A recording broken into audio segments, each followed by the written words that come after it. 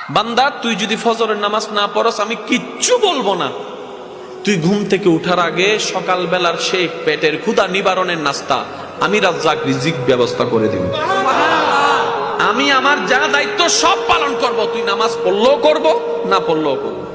আমি দিলেই তোর খাবার, আমি দিলেই খাবারটা রান্না হয়, আমি দিলেই খাবারটা হাতে উঠে, আমি শক্তি দিলেই তো মুখে যায়, আমি ডুব গিলার ক্ষমতা দিলেই তো তুই ডুব গিলতে পারিস। ওই খাবারটা পেটে গিয়ে আমি আল্লাহ হজম করাইলে তো হজম হয়, না হয়তো বদ হজম হয়ে সারা দিনের কান্না হয়ে যায়। আমি আল্লাহ স্রষ্টা হিসেবে যা করার সব করব।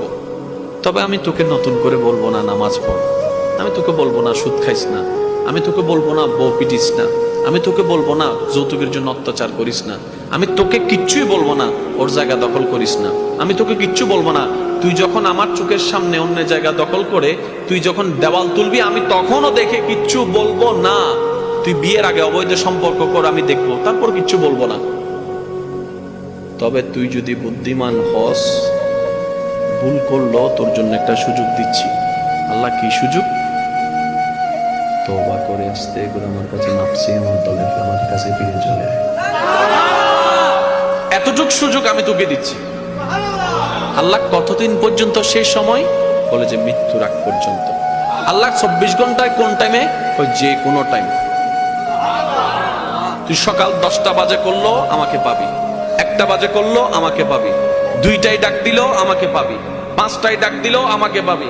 রাতের গভীরে সবাই যখন ঘুমিয়ে থাকে তখনও যদি তুই আমাকে একবার আল্লাহ বলে ডাক দিস, ফাজকুরুনি আযকুরুকুম আয়াতের ছায়া তলে আমি আল্লাহ তোকে তখনও সাড়া দিব। বলেন সুবহানাল্লাহ। তোর সব দায়িত্ব আমি নিলাম। সুবহানাল্লাহ বলুন। আমি কি কষ্ট দিয়ে দিচ্ছি? বান্দা আমি কিচ্ছু বলবো না, ফেরেশতাও পাঠাবো না, তোকে ডাকও দিব না। তুই ভুল করলে তো মা বাপ ডাক দেয়, আমি সেটাও দিব না।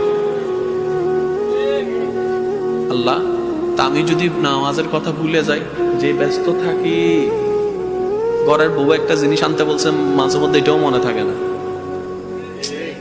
কথা বলেন না রে ভাই। মাঝে মধ্যে ঘর থেকে যে একটা ওষুধ আনতে বলে কাজের ব্যস্ততার চাপে ওই ওষুধের নামটাও মনে থাকে না, ফেলে চলে আসি ঘরে, পরে গিয়ে আবার আফসোস করতে হয়। আল্লাহ আমি যে 5 ওয়াক্ত নামাজের কথা যদি ভুলে যাই আমার কি দোষ? রব বলে যাচ্ছে যা, নামাজের টাইম যেহেতু তুই সবসময় মনে রাখতে পারবি না, আমি নবীর মাধ্যমে মুয়াজ্জিনকে একটা দায়িত্ব দিয়ে দিলাম, 5 ওয়াক্তে 5 বার আজান দিয়ে তোকে স্মরণ করে দিব। ঠেকা তোদের, কিন্তু